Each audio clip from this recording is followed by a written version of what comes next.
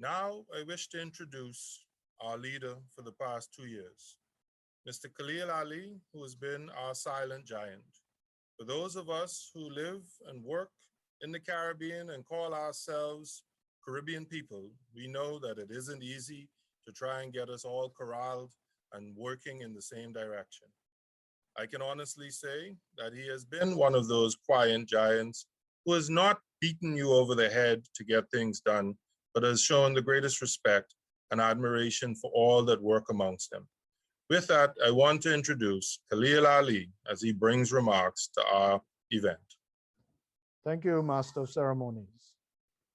Right Honorable Perry Christie, former Prime Minister of the Commonwealth of the Bahamas, Margaret Petter's daughter, Representative and Board Member of IFAC, Helen Brand, CEO of ACCA, Presidents of member bodies of the ICAC, Directors of the ICAC, distinguished presenters and panelists, members of the media, ladies and gentlemen.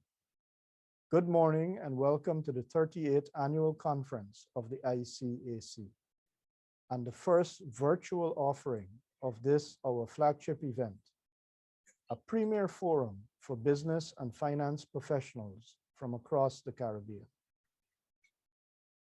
The last 15 months have been extraordinary by any measure and have presented humanity with unprecedented challenge. In confronting the threat to personal well-being from the still dangerous COVID-19 virus, we have had to rethink and reformulate the ways that we exist and operate. And in doing so, we have demonstrated the very best of human resilience. The accountancy profession has not been insulated from the new reality and paradigm. As shapers of financial activity, we are critical to the recovery of businesses and rebalancing of the economic landscape. We must recognize and react to the new global and national priorities created or intensified by the pandemic. We must advise on the restructuring necessary to establish industry while highlighting the new opportunities. And we must identify the new skills required and modify our training and certification processes accordingly. The work of the accountancy profession must therefore continue.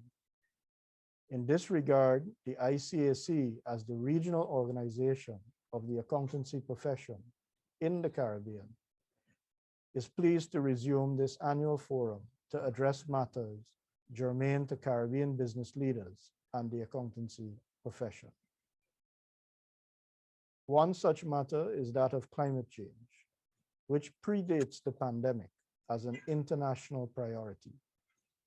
However, with our vulnerabilities exposed by the pandemic, there now seems to be a more urgent call to action. Movements to encourage tangible measures to protect the environment have garnered significant traction over the last year. As investors have become more sensitive to environmental sustainability, so too have financial markets. Decisions of where to invest are now based on more than the traditional bottom line. As key participants in the corporate reporting world, the accountancy profession has a critical role to play in the response to this clarion call, and we have responded. Through the International Accounting Standards Board, the profession will now be engaged in the development of global standards for sustainability reporting, being the disclosure and communication of environmental, social, and governance goals, as well as progress towards their attainment. Steps have commenced towards the formulation of an International Sustainability Standards Board under the auspices of the IFRS Foundation, which will oversee the development of IFRS sustainability standards. Given the vulnerability of our islands and low-lying continental region, climate change and sustainability are necessarily high priorities for our region's people.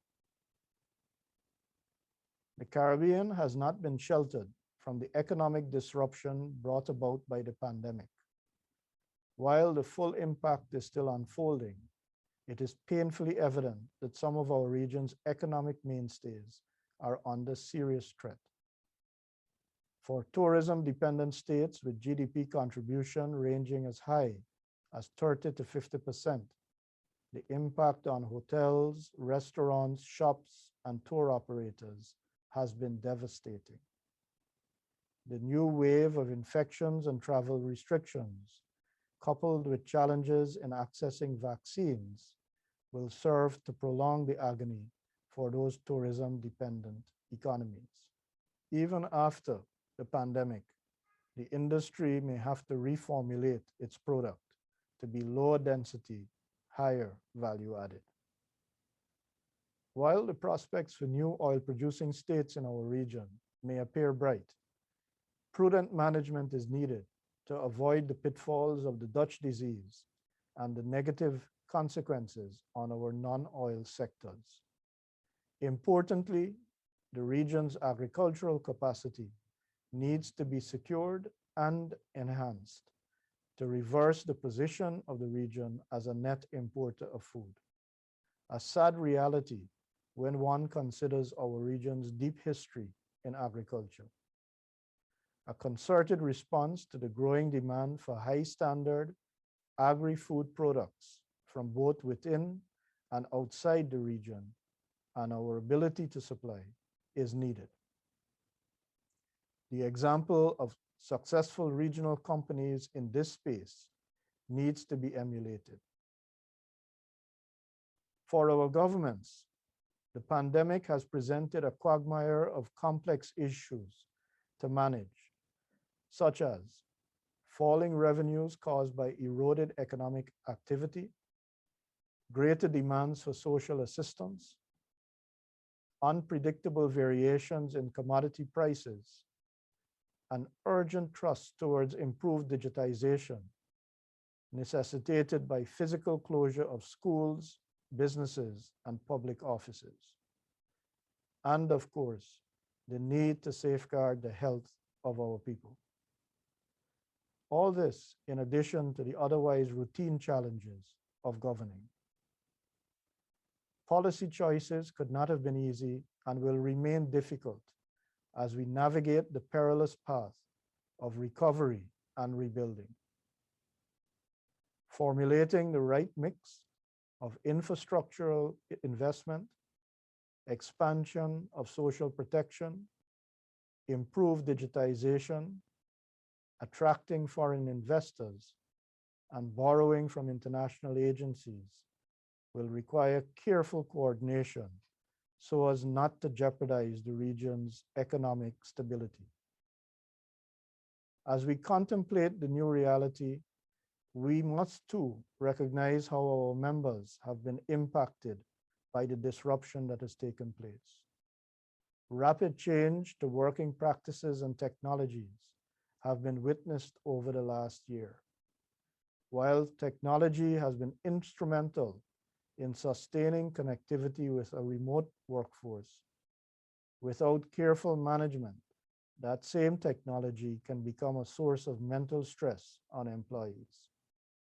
As managers, we need to be cognizant of these dangers and build adequate safeguards into our work environment. How we prepare our future accountants will also have to be redefined to keep pace with evolving expectations of the scope of work performed by professional accountants and the environment in which we operate. Ladies and gentlemen, our conference planning team has designed a program for the next 2 days, which examines these and other issues. Presentations will be delivered by esteemed political and business leaders from our region, leaders from international accounting bodies, subject specialists, expert, and thought leaders. While the usual social program is not possible this year, the conference platform WOVA will afford you the opportunity to renew old acquaintances while establishing new contacts.